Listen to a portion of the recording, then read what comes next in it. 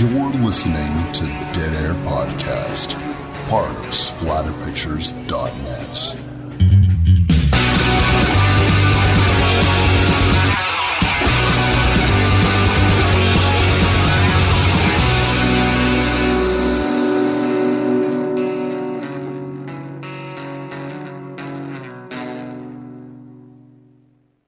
What's up, everybody? Wes Dead Air Knife here with always Typical Lydia. Today we're going to be talking about Mr. Jones, 2013 found footage horror film starring John Foster, Sarah Jones.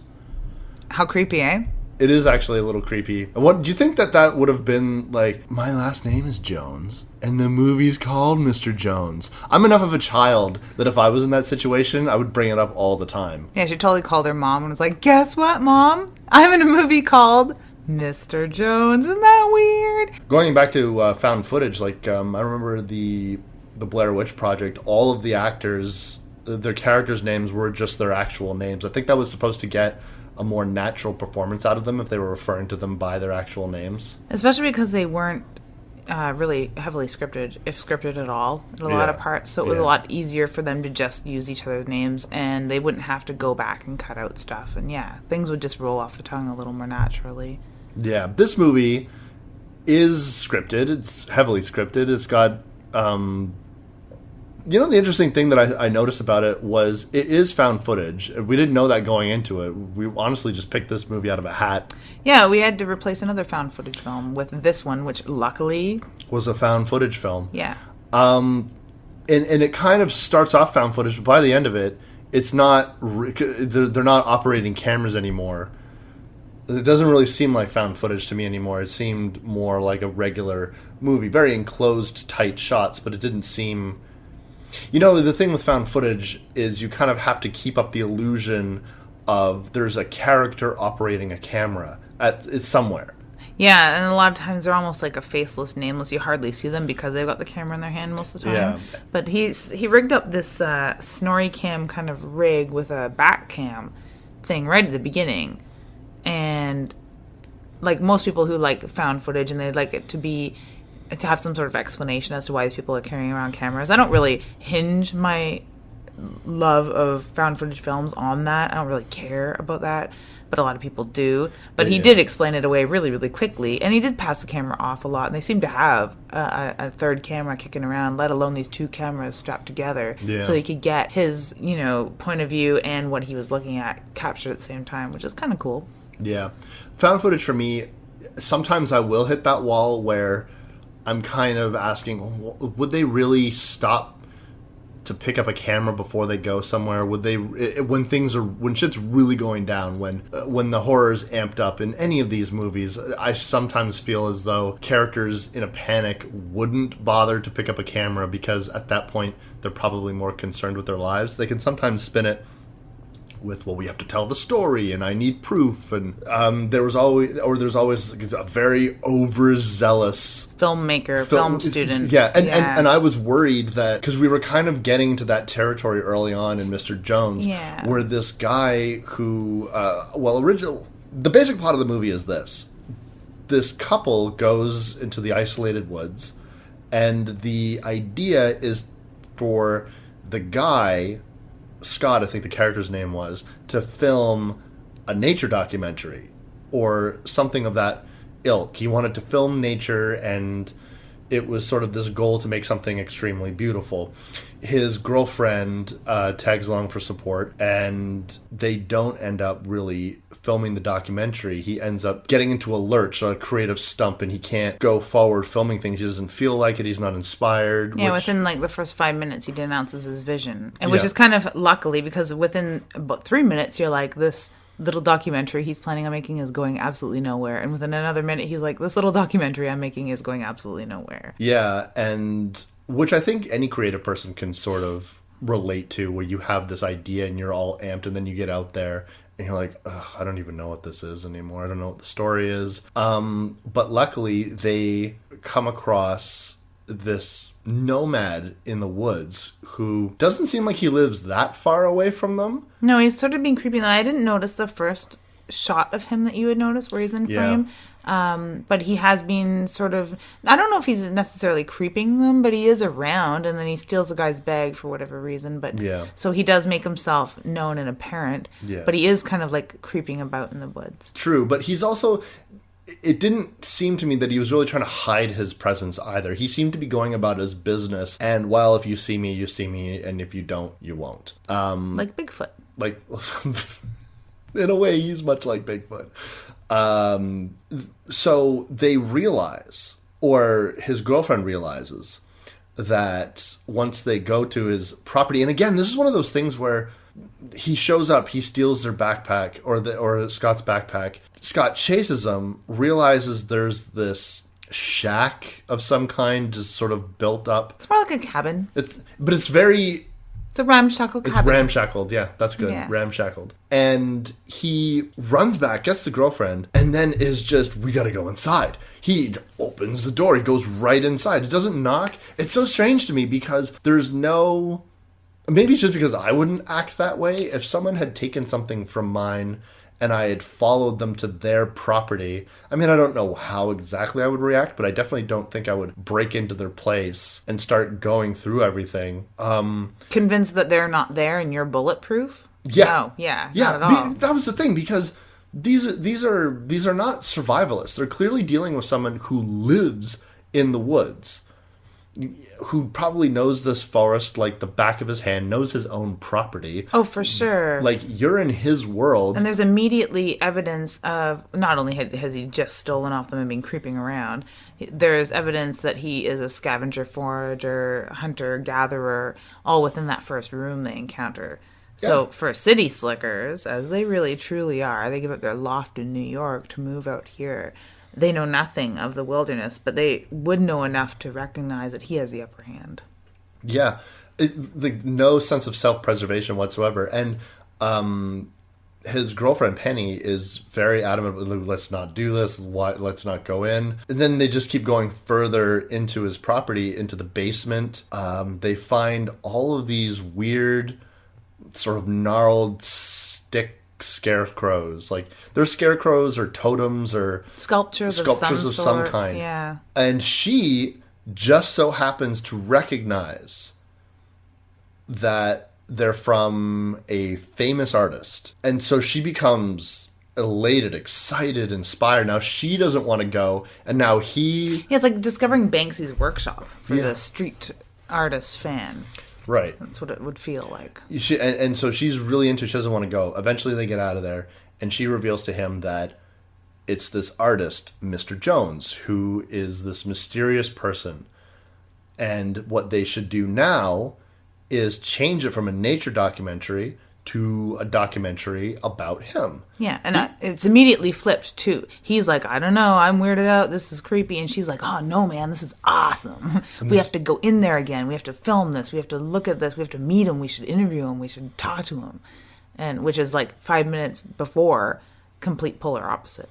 Yeah. He leaves her in the woods. That's the other thing.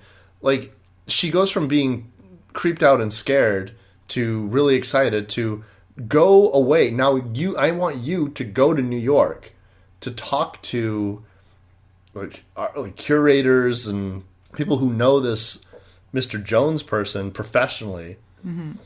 Because one thing that we learned from the documentary footage that Scott shoots in New York is that while people have accepted his art and his art has been sold, 9 confirmed pieces of these sculptures that he's made, nobody really knows who he is, where he comes from, and why he started sending these art pieces out. Meanwhile, Penny is back in the woods, basically finding more of these sculptures around and taking pictures of them, being completely enamored. And then she has her first real encounter face-to-face with Mr. Jones, which was a name given to him by one of the art curators. Yeah, it's not even his name if he even has one, because he doesn't speak. Yeah, he doesn't speak. He's got a really cool look about him. I really liked how they had him sort of in this black, I wouldn't call them robes, what would you say, like... It's like a hoodie plus. It's not... He kind of reminded me of one part street vagrant in a...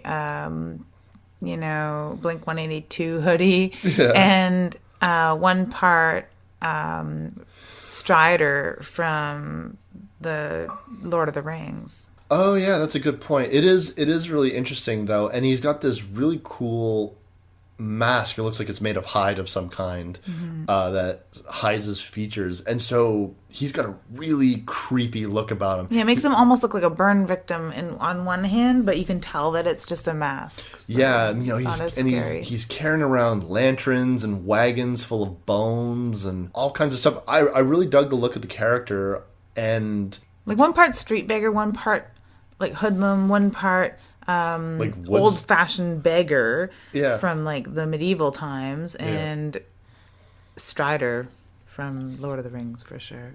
Yeah, definitely.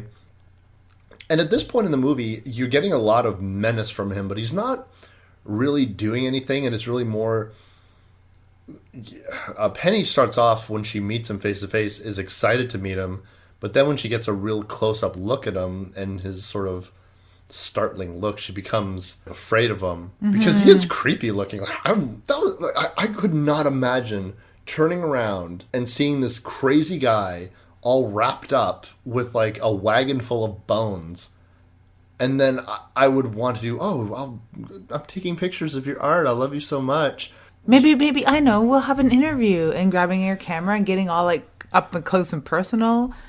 No, it's not the reaction I'd be having, especially when and they say it a couple times, they're 10 miles from any civilization. They're 10 miles from their home, I think, at that point, but they're 10 miles from any civilization from that point. Yeah, it's really weird. I mean, maybe if you thought this guy was an artist, you would stop being afraid. You're like, he's an eccentric artist that lives out in the woods. Nothing to fear. Like Tom Thompson or something. Yeah, nothing to fear at all. But then you see this guy, and he looks like a horror character. Like, he really does. And that's probably what they were going for. Just another sort of masked killer. And that was when I was getting the sneaking suspicion that I was just in for another story of a crazy woodsman. And again, I was trying to come up with what these stick totems were. And I said, well, is he killing people and making them into these stick totems? Yeah. Is he growing the gnarled bushes trees out of their bodies in the basement, or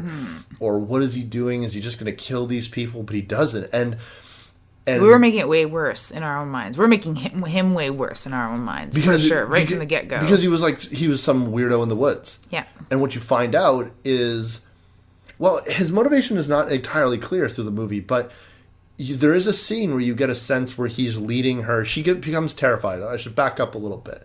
And she's in this scenario where he has made up a bunch of totems, I guess, for lack of a better word. They're not exactly like the stick scarecrows that are propped up everywhere. They're just sort of like other artifacts with like bones hanging off them and everything. There remind me a lot of voodoo artifacts and voodoo totems that you would see if you went through the voodoo exhibit. They have so many different god types that they, like deities that they worship, and they make these effigies to them. So it was these very much an effigy though. Yes. And then sort of darkness seems to encroach around them. And she was, sort of like hypnotized into watching him build these things and decorate them and light them and doing whatever, not quite ceremony that he was doing, but this, ritual. Yeah. It's not even a ritual. It's just the art of creating them took that long. Yeah. And then all of a sudden she starts to wig out and some really scary things happen, and she becomes terrified, and she becomes really scared as that character's been yet in the film. And then you get this sense through the way that they're shooting it that he might be chasing her, but then they let you know that he's actually leading her back home away from whatever is scaring her. And you don't see, and then you sort of start to question, what is this guy doing?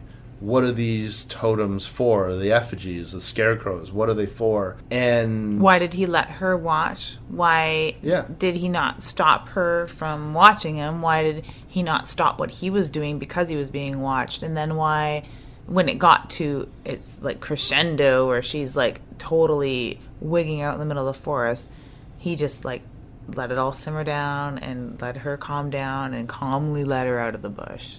without saying a word. Yeah, that was the other thing. The character has no dialogue. And it's almost like he's not present. Like, he doesn't really... He notices them, but it's almost like he doesn't at the same time. It's very distant, you know. It's one of two things. Like, either he is as weirded out by them as they are of him, and he doesn't know how to handle them, so he just doesn't interact with them. Or maybe this happens every other weekend, and he's just like, it's these friggin' kid types again. I'm just gonna, like, go about my day, make my goddamn stick figures. It was a sense when she initially met with him face to face, where she was talking about loving his work and taking pictures and wanting to do an interview with him. He was just sort of staring at her, and it was almost as if he couldn't understand what she was even saying. And then when she just kind of stopped talking, moved around him and away from him, out of his way, then he just started moving again. Went about his day. Yeah, he really did kind of freeze like a statue. And at one point I thought that, okay, what did he do? Wheel up a statue of himself and then back away? So she thought it was him still? Because he was so stock still, like a statue. Yeah, and I was like, I kind of like that. Because it really was as though, I don't know how to deal with you, right? I don't know what you're saying. Like, I might understand your language, but what you're saying makes no sense to me. Because she's like, I love your art. And he's probably thinking, well, this isn't art. I'm not an artist. Mm-hmm. Or I want to do an interview with you. I was like, what are you talking about? Probably not realizing that back in Civilization, he's a famous artist. And doesn't even know it. Which is a cool angle.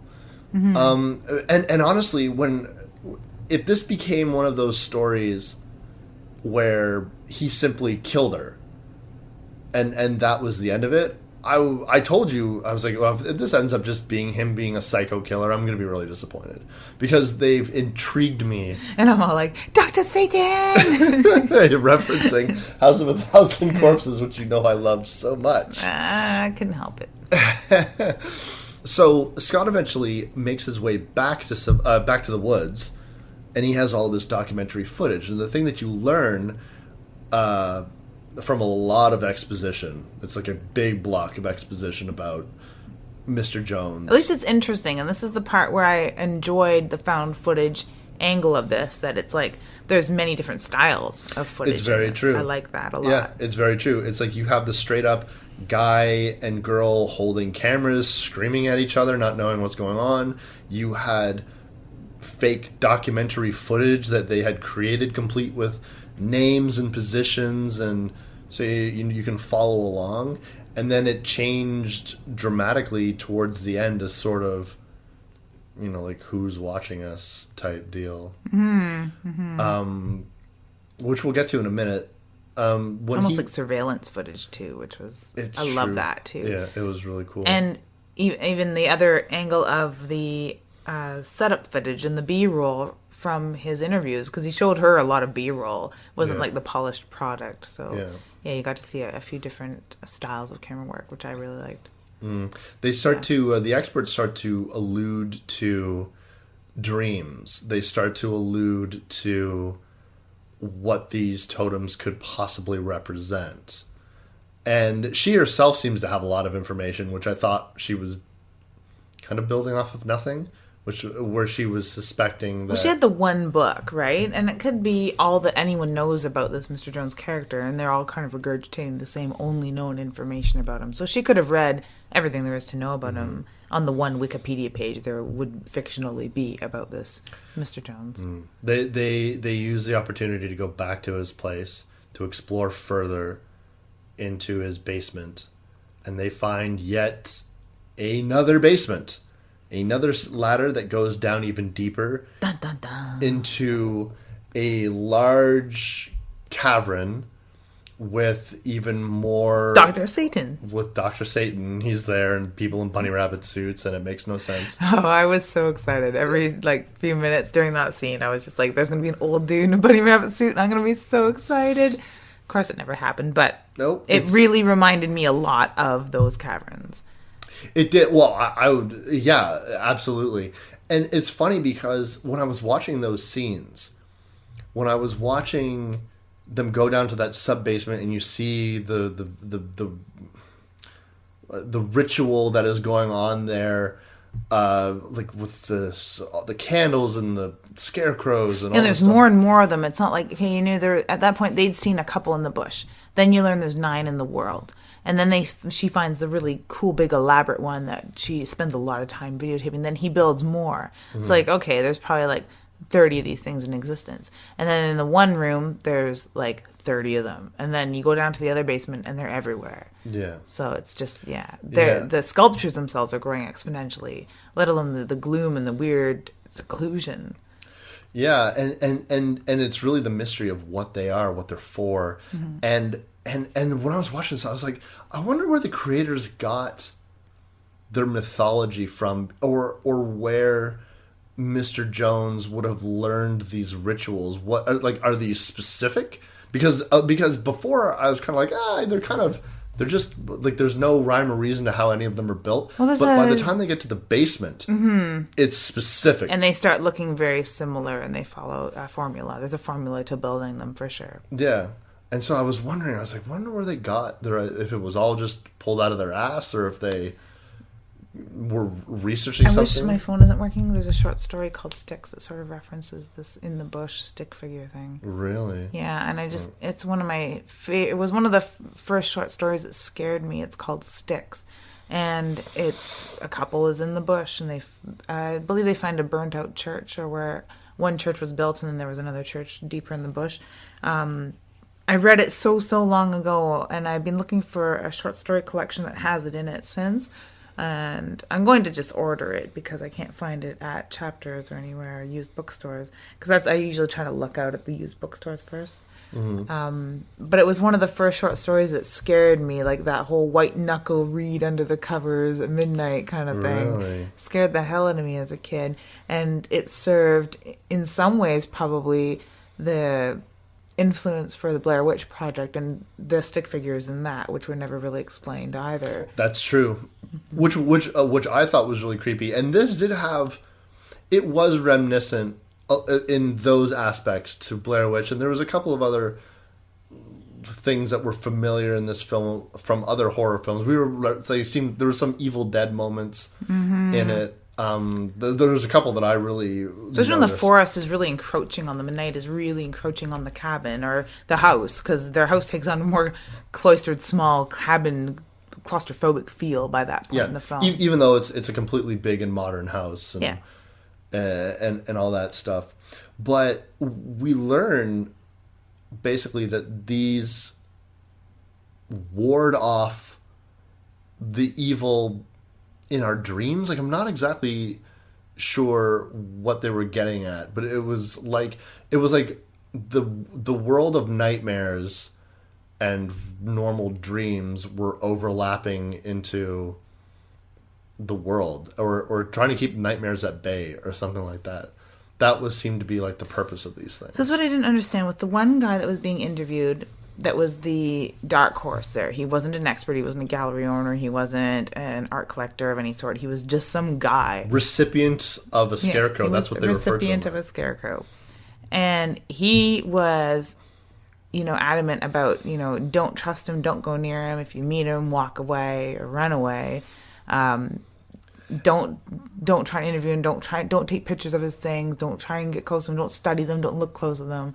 He was really run, stay away, you don't want one, yet he still had his. And I really felt like he was feeding the fear, right? He was like, they're like, well, we don't want the audience to know whether or not Mr. Jones is a malevolent person, or if he's a force for good, or what. So I honestly feel like, because in that point in the film, you'd gotten the sense that Mr. Jones, well, fucking weird, isn't really hurting anybody. So, but then this guy is telling you, no, he's dangerous. Because he never had weird nightmares. He wasn't trapped in his own dreams. He wasn't seeing himself in his dreams before that. He received this thing, and then all of a sudden, his nightmares seemed to become all important and not ruining his life, but running his life, and it's all they could think of. And he's never stopped having this nightmare, apparently, even when they're talking to him, which made no sense, but whatever. It wasn't exactly clear to me either. It seemed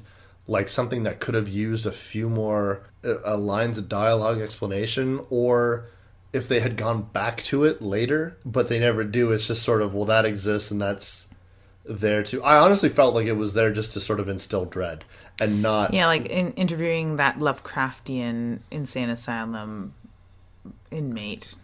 Exactly. That can't really explain anything, that it's the evil that you can't describe kind of No, thing. exactly. And it was just to sort of make you not clear if Mr. Jones was dangerous or not.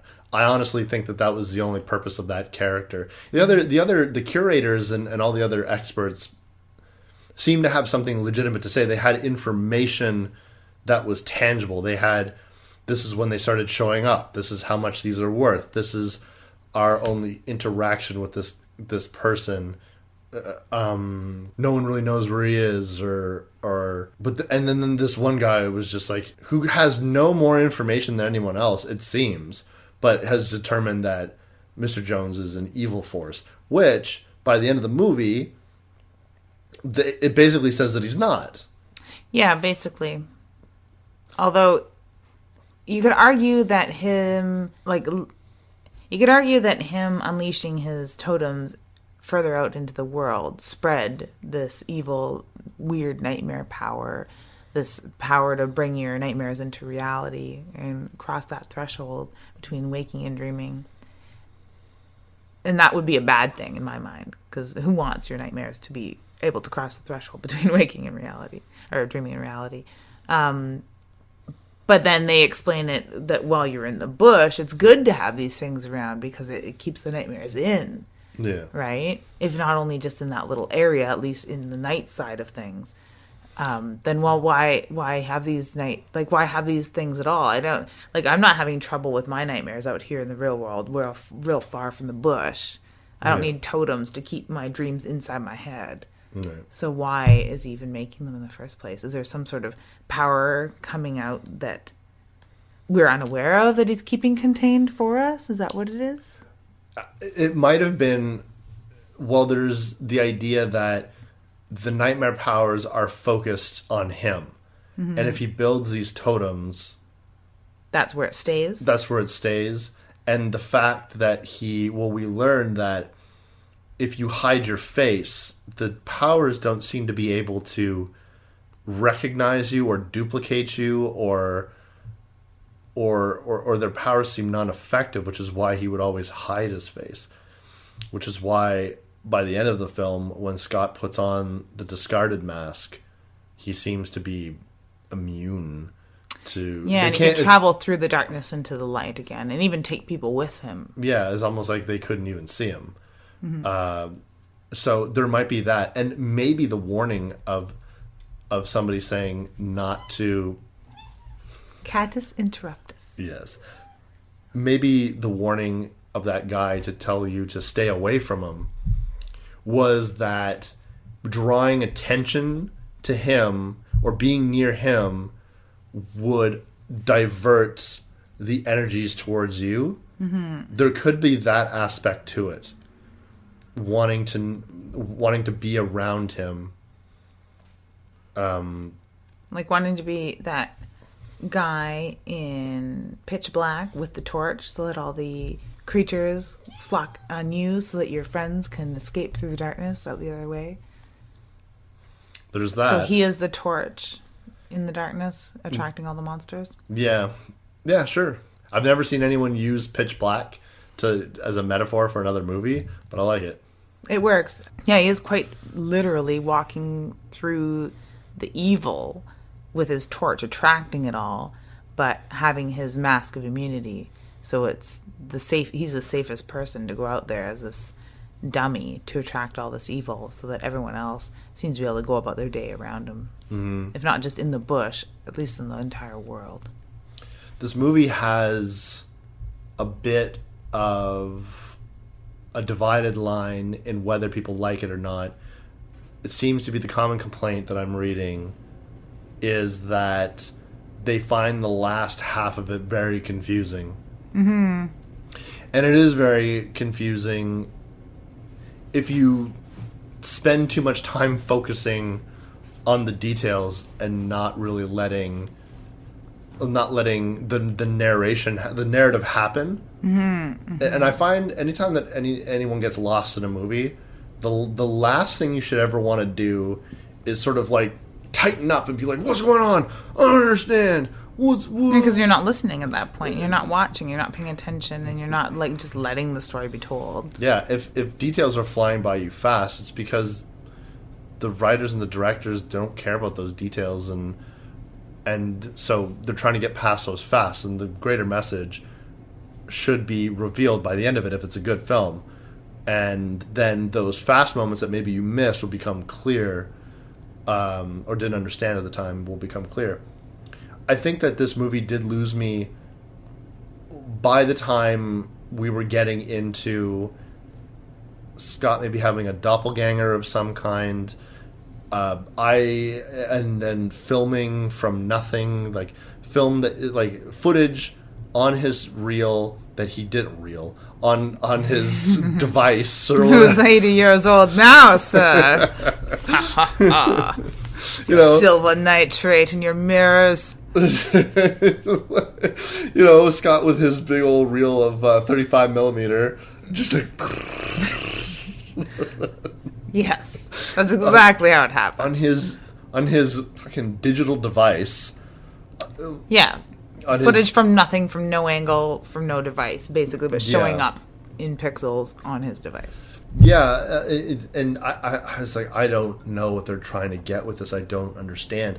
And then there's some very intense moments, which you pointed out, and I agree, where it gets to the point in any found footage. Yeah, it's this part of the movie where all the digital stuff starts to wig out, and it's just too intense for even electronics to handle. Yeah. So you never even know what happens, and it cuts in, cuts out, cuts in, cuts out, and they're not dropping the camera. It's just too intense. Oh yeah, there's something very intense is going on, and we don't get to see it. All this power around you, quote unquote, and yeah. I've never seen a camera malfunction like that ever, and I've done a lot of stupid things to cameras. A lot of different cameras have bit the dust around me. And I've never recovered footage like that. I always think that they've established in horror, any time that you're doing anything with the supernatural, spirits, evil, malevolence, whatever you want to call it, seem to be able to disrupt electronics. That's all. You know what I'm talking about? Like, there's always flickering lights, or there's blurry TVs. And Hans Holzer, I think it was in Yankee Ghosts, because he's one of my favorite first and foremost ghost hunters of the 20th century ever. And he had a lot of times when ghosts would fuck with his equipment. More often than not, the equipment would be fucked with and not work. But there was a part where he describes watching it, what would seem to be somebody putting their finger down on the cassette tape reel to stop it, and then lifting their finger to let it go again, and then pushing their finger down to stop the tape again, which I did as a kid. So I know exactly what effect he's talking about. And he's like, you could see the pressure from nothing, thin air, doing this to the tape. So sure, apparently spirits, benign and malevolent, fuck with electronics. Not to the extent that you see in found footage films, though. They usually have their fun and be done with it, or have their say and be done with it. They don't have, like... It's a cheat, right? One of the things that found footage does, and it's been doing since the early days of found footage, not going as far back as Cannibal Holocaust, but into the 90s with the McPherson tape and The Last Broadcast and The Blair Witch Project, those type films... They will not show you things because it'll allow the people's imaginations to it tells you take that over. This isn't quite I've dropped the camera intense, because that's when shit has really gone off the wall. If a camera's been dropped, I'm assuming a character is dead. Yes. Usually. You're either going to get a thunk of a body nearby, you're going to get a thunk of a bloody face in front of the camera any second, or you're going to have the killer pick up the camera, and something's going to happen that's all bad when the camera gets dropped. Yeah. I guess the digital interference is like the next step before that, like the step before that. Yeah. Yeah. And it does, that's when the movie really amps up, but I would have liked to have seen... less monkeying with the camera and more of what was going on, because something happens to the titular character, and I'm not entirely sure what that is. No, and it wouldn't have been really hard for them to just... It wouldn't have been really hard for them to just be a little more steady and a little more clear. I don't think there would have been anything lost. Being artsy and vague, they were artsy and vague enough. They had artsy and vague covered, and I was happy with the amount of artsy and vague. And then it got super vague at that point, which they didn't need to be. Yeah. Like, it's still weird. I still enjoyed it, but I know exactly what you mean. I would have liked to see just a little bit more, because the effect was really cool. Yeah. It looked like they had that nailed, and I don't think that having... It was an intense scene. Another 10 seconds of footage to make things a little more concrete in our minds as to what was happening would have, ruined the integrity of that shot in any way. It really did seem poorly planned at that point. I just, and I don't need everything spelled out to me all the time, but in that case, I just, because here's why it was baffling to me. You get a sense that this nightmare force, for lack of a better term, is dangerous. Mm-hmm. You absolutely get a sense that it's dangerous, but we're not exactly sure how it's dangerous, because even when the main characters are directly interacting with it, they're running from it. It's beating down the door. It is at the windows, and it is coming to get them, a lot like Evil Dead. This is a very Evil Dead type. Banging on doors and people holding them and all that kind of stuff. But what I'm saying is, even when they're completely not enveloped by it, they're at its mercy. It's not really doing anything to them. No. So I don't understand what happened to Mr. Jones. Now, you could maybe make the leap and say, well, Mr. Jones has probably been fighting this force for 5 years, 10 years, 20 years. We don't know how old. Yeah, I don't think he's the first Mr. Jones. That's my other thing. I think that he's like a reincarnating being. Yeah, like somebody's picking up the mantle every single time. Yeah. But, which was a cool theory, but again... They don't, but so maybe the forces were just so, like, why now? It was he at their mercy? I don't understand. Yeah, why was he weakened by his protecting of them? Was he using too much energy, taking care of her, basically, and making sure that they were safe, that his defenses were low, and it was able to get at him? Did he sacrifice himself so that they couldn't get the boyfriend and girlfriend, who were a much weaker prey, and maybe that's who the forces were originally after? Was Mr. Jones the evil one to begin with, and these forces of nature tore him away to protect them from Mr. Jones? There's no explanation at all. Yeah, and I really would have liked something more, just because I was finding myself really liking, even though his character has no dialogue, I was really impressed by the look of him. I was impressed by how he sort of was around. I liked the character, and I wanted to know more about him than him just sort of now he's gone. And I was like, well, that's such a shame. Yeah, I didn't want him to sit down and be like, when I was a boy, I used to come in these woods. Yeah. Well, you don't want any of that. No, but I know what you mean. You wanted just a little more time with him. A little more time. A little bit more time, a little bit more evidence to support what he was. And they didn't spend any time with it. Now, if the movie was lacking anything, I would have said it was that. People complaining about the confusion. That's their own damn fault. These are the people that didn't get Memento the first 8 times I watched it either. Yeah, I don't really... I think that the movie explains itself. I think by the end of the film... You understand. If you didn't understand what was going on, you definitely understand what's going to be going on now. Mm-hmm. You understand that there is a new Mr. Jones, and this has probably happened since the dawn of time. Mm-hmm. Since primitive humans were cobbling together. Yeah, this is the job of the shaman. Exactly. For centuries, eons before we had civilization break down those institutions for us. But it's cool that you would still have somebody that needed to do that, even though the world has sort of left it all behind. that is like, regardless of whether or not you acknowledge evil forces in the world and the mystical past that we share, there still needs to be someone who has that job, even if the rest of the world doesn't believe in it anymore. That's a cool aspect of the story. I did really like the movie. Yeah, I enjoyed it more than I thought I would, and more than any review would have led me to believe. And I didn't read the reviews. I mostly looked at the ratings, read a couple keywords, and was like, yeah, this person didn't like, this person didn't like, this person was confused, this person was lost, this person didn't like the end, this person didn't like the camera work, this person didn't like that. Like, just, you know, I didn't really read them in depth, but I just got the gist of why all these people didn't like this movie. Because there were so many of them. Yeah. And I'm glad I didn't pay any attention to that, because it's an amazing film, I think. I really liked it a lot. And I think it double creeped me out in that I like those claustrophobic chase films. It does capture a nightmare feeling very, very, very well in a couple parts, even unintentionally, I think.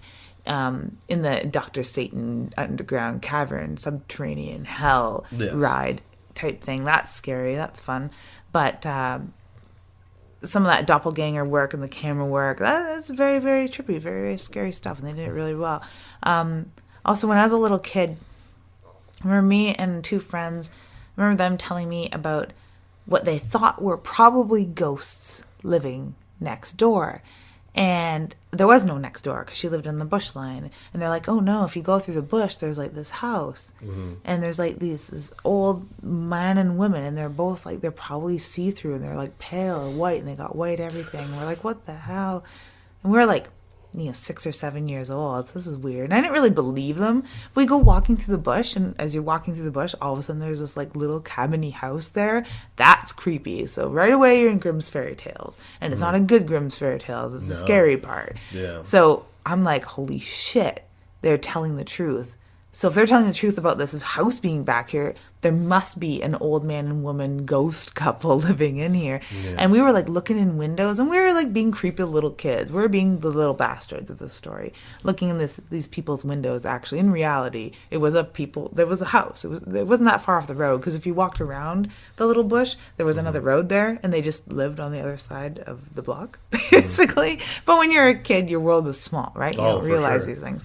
And we were like looking in their windows and stuff, and all of a sudden one of them popped up and was like, hey, and we were like, ah, we went running. And I told my mom about it, and she's like, oh, you guys, you shouldn't be doing that in people's windows. That's so-and-so and so-and-so. They're albino. That's terrible. Totally terrible. First experience with a creepy, scary house of ghosts living in the bush, or the albino couple that lived around the block from my friend. Right?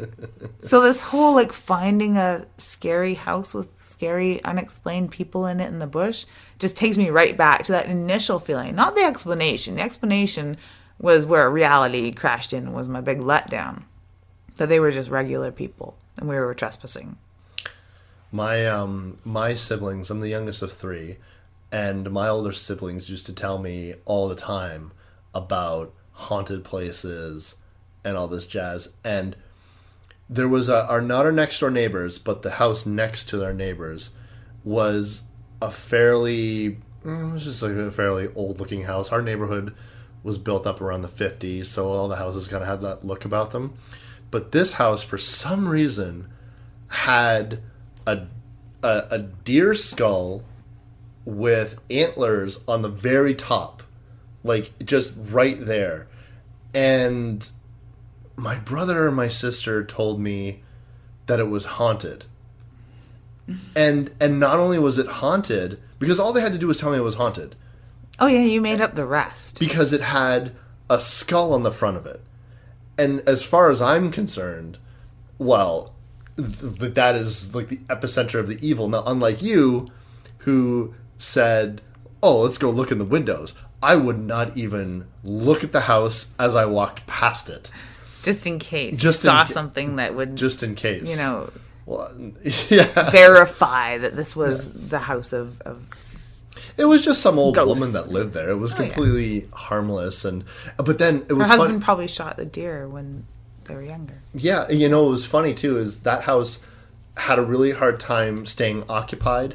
Like once the old woman, I think, passed away, it just seemed like there was always new people moving in and out of it, always at all times. And rationally, you say to yourself, well, people move. But the irrational part of me always would be like, well, of course, it's a haunted house. Yeah. Because that's what you grew up believing for years. The deer skull was off of it, had been repainted, it's a completely different house. And like I talked to people that lived there, and they were moving out, and they're just like young people. They didn't seem afraid of anything. But of course, like, I'm just like, yeah, you're moving out because the house is haunted. Yeah, they're not telling you the whole story, because when I was, you know. Because when I was 5, somebody told me this house was haunted, and now I just think it's haunted. Maybe the deer skull played the role of Mr. Jones. Maybe.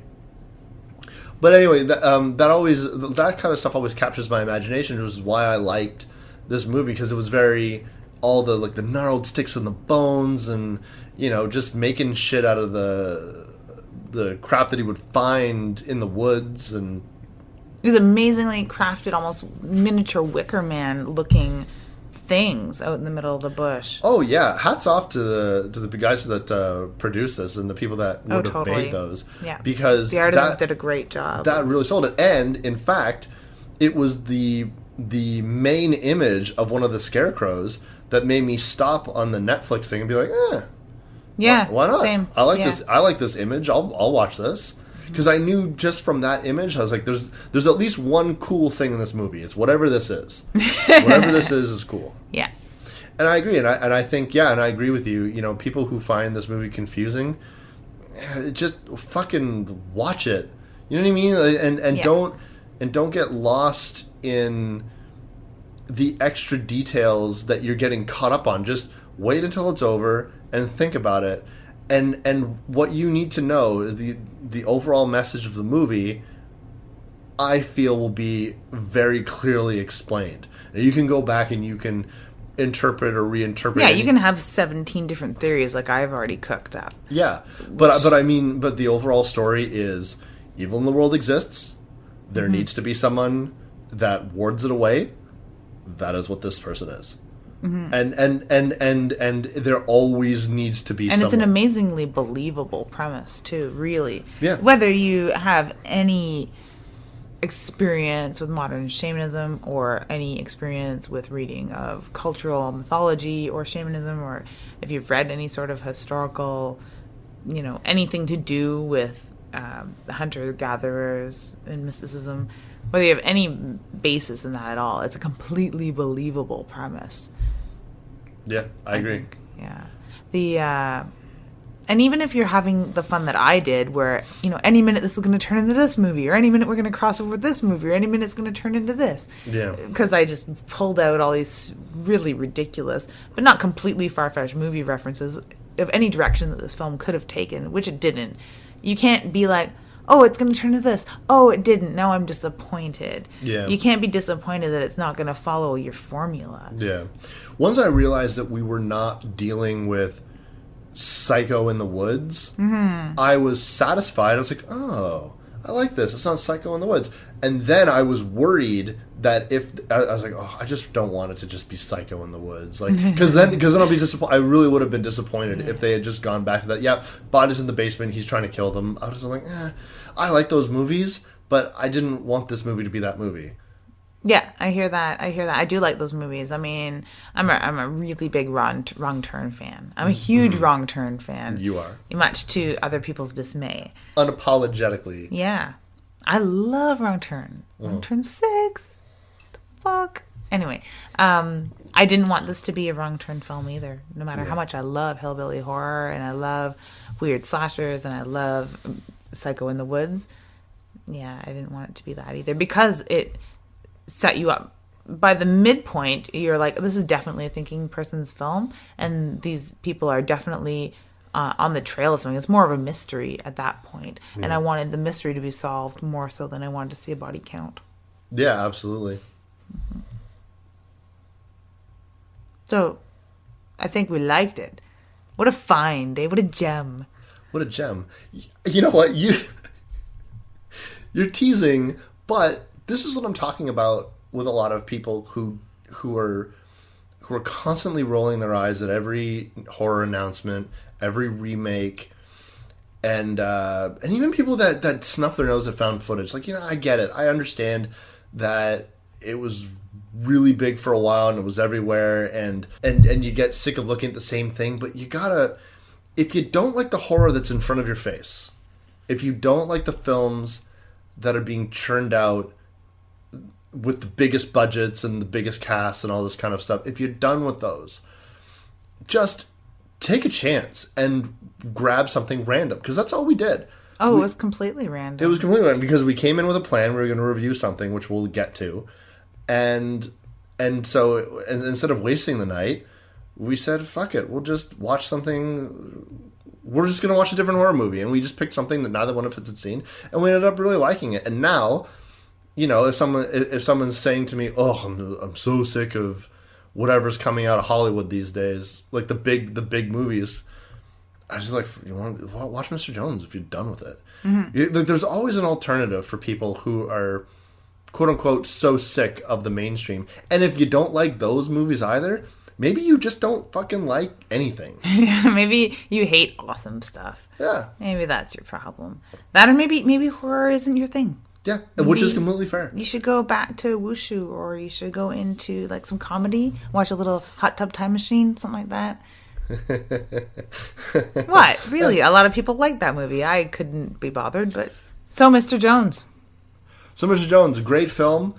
Highly recommend checking it out, and don't be afraid to expand those horizons. Mm-hmm. Check things out that you haven't checked out before. Check out other horror movies that you might not have given a chance or you glossed over. New and exciting if you don't like the old fare, or if nothing seems interesting to you. Play the old-fashioned video store trick and pick a film based solely on the cover. Which is how I live my life. Mm-hmm. Just picking everything based solely on the cover. That's why I'm here. On that note, I'm Wes Knight. And I'm Typical Lydia. And you've been listening to Dead Air.